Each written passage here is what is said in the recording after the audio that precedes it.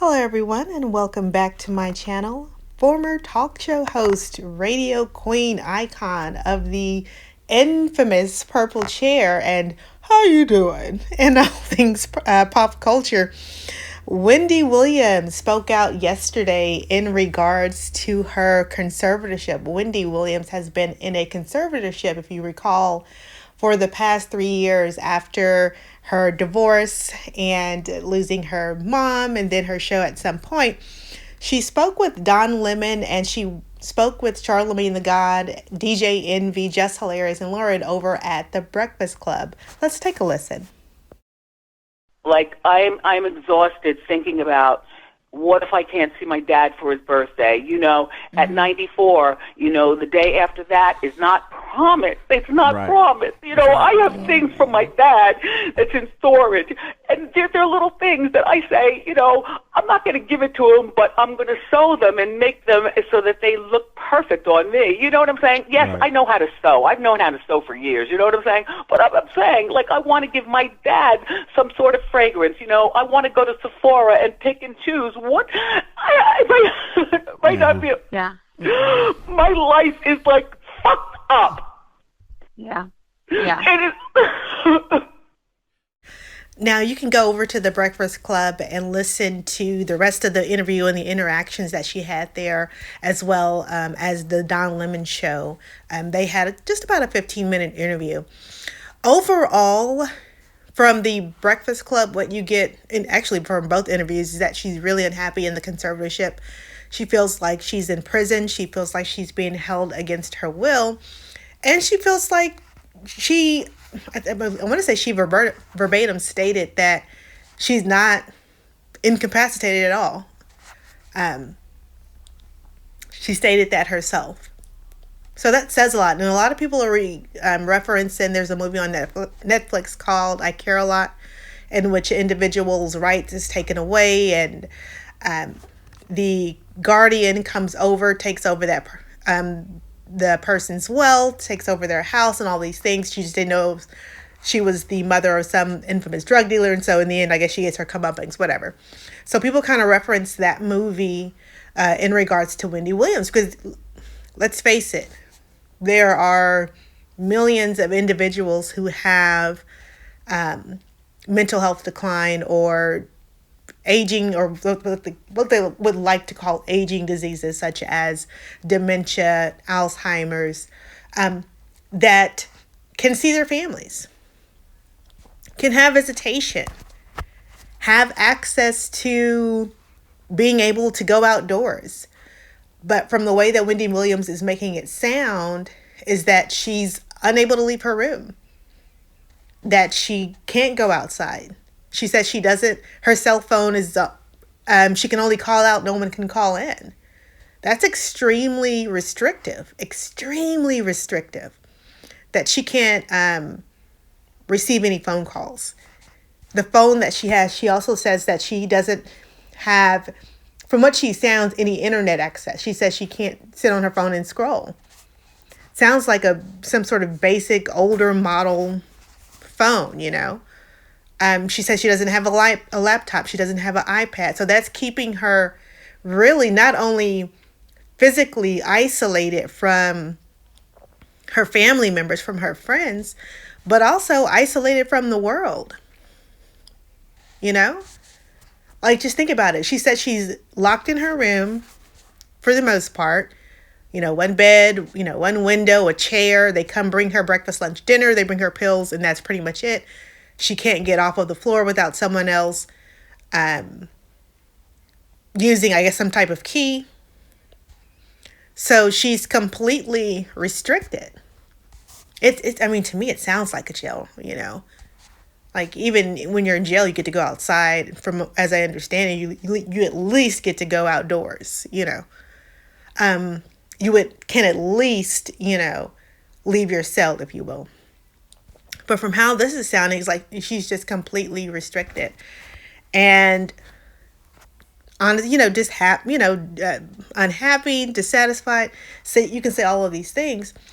Here's the point that I think a lot of people are coming to. You can be someone who is in cognitive decline. You can be someone with dementia. You can be someone with Alzheimer's. But why is your family being restricted from seeing you? Or why are you being restricted from seeing your family? Now, I'm not a licensed medical professional, but I have at some point in another worked in medical health facilities. And family members can come and take their families. They come in, they sign them out in this book. Hey, we're going to be going for so and so hours, or we're even going to be going for the weekends. As long as you can, take their medication that they need. If they're on medication, they have to take it every hour or every whatever the case may be. You can come get your family member, and you can spend holiday. It doesn't even have to be a holiday. It can be a regular Tuesday. I'm coming to get my mom, and I'll bring her back on this specified date at this time. That's that. So the fact that Wendy is saying that her guardian is not allowing her, or potentially not allowing her, to see her father on his birthday, on his 95th birthday, is completely out of line. And I would arguably say, allegedly, that's abusive. That's emotional abuse. Wendy also stated that they may take her phone. Her guardian may take, the phone that she was calling into Don Lemon and calling into the Breakfast Club. That because she's calling in and she's providing, whatever information that she's providing, that they may take her phone away. And Charlemagne said that she told him, look, if you don't hear from me in a couple of days straight, then they took my phone away. So for someone who is so-called crazy and permanently incapacitated, why do you have to take their phone?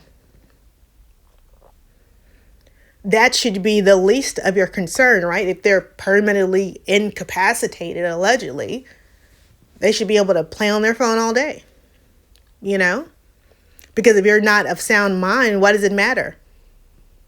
Why does it matter if they're scrolling on the internet? Unless you don't want them to see something, or unless you don't want them to say something. That's my opinion, okay?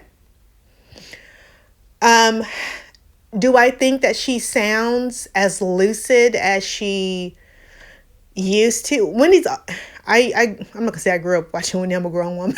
But I watched her show faithfully when she had it. The Wendy Williams show. I watched it all the time. Loved it. Thought it was funny. Thought it was cute. And I love that she was a girl's girl. Wendy has always been all over the place. If you can recall Norm and Suzanne, they were the one that always kind of brought her back. Or what was I talking about? People that have minds like that, like fast thinkers and have a lot to say about everything, you kind of have to keep them in boundary or they'll talk all day. They're talkers. People that talk are talkers. I have people like that in my family, like they'll tell you a million stories in 5 minutes. It's like, wait a minute, wait. I do think that she sounded lucid. I do think that she sounded somewhat herself. It does seem like at some moments there was a little bit of maybe some things weren't clear. I'll just say it like that. But that could be, she's saying she's now taking 8 pills a day and she usually only takes 2. And now she's up to 8 pills and she don't know what she's taking. She hasn't been to a doctor to say, to understand what this pill is and why am I taking it and why am all of a sudden I needing all these pills, She hasn't even been to a doctor. So she doesn't even know what she's taking. So even the moments where it kind of felt a little bit off could be because of the medication.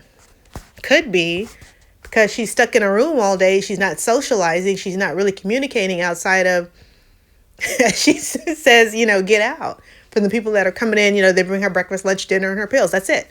That's her source of communication. So she's not really talking a whole lot. Nobody can call in. She can only call out. She's sitting in a room staring out the window all day. Exactly how, and this has been over a period of 3 years. So exactly how clear would you be, in that particular circumstance? Anything like that can break any person down. Mentally and physically, Her guardian, I saw some information on the news. Not on the, yeah, well, I saw some information that she was sued for allegedly stealing $30 million. It was either $5 or $30 million. Don't quote. I'll find the information and I'll and put it in the video. But allegedly stole quite an amount of money. Let's say that from someone she was overseeing. And the judge who presided over Wendy Williams' case allegedly was caught taking bribes from lawyers in regards to situations just like this, taking bribes from guardians. So the whole thing is questionable and sketchy. I don't think that there's any reason why she can't be in Miami with this, which is what she wants, with her family. If she is truly someone who has been officially medically diagnosed with dementia, there's no reason why she can't be with her family. There's no reason why she can't be with her niece, her aunt. I mean, not her aunt, her niece and her son. There's no reason. She's telling you what she wants. She's cognitively aware enough to tell you what she does and doesn't want. She's not saying things that are physically harming to herself that we know of, right? She's not saying, I want to get out of here and go jump off a bridge, or I want to get out of here and go, off my ex-husband. She's not saying anything of that sort, to our awareness, right? She's just saying, I want to go to Miami and I want to be with my family. That's it. This happens every day. People get older. Sometimes people go through traumatic events and they become ill, either physically or mentally, and sometimes both.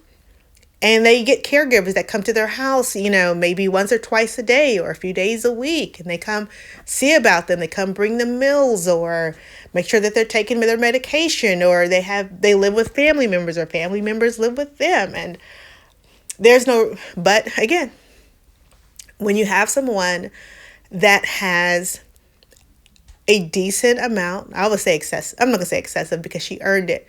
When you have someone that has millions of dollars and not a whole lot of people around to protect them, then people can kind of come swoop in, if you will, and clean up, take the cream off the top. And just in my opinion, that's what it sounds like is happening here. Because it's not like she's some rich, senile person living somewhere in a cave and nobody's there to see about her. She has no family. She has family. She has people that are speaking up for her. She has people that are in her corner. She has people that are advocating for her.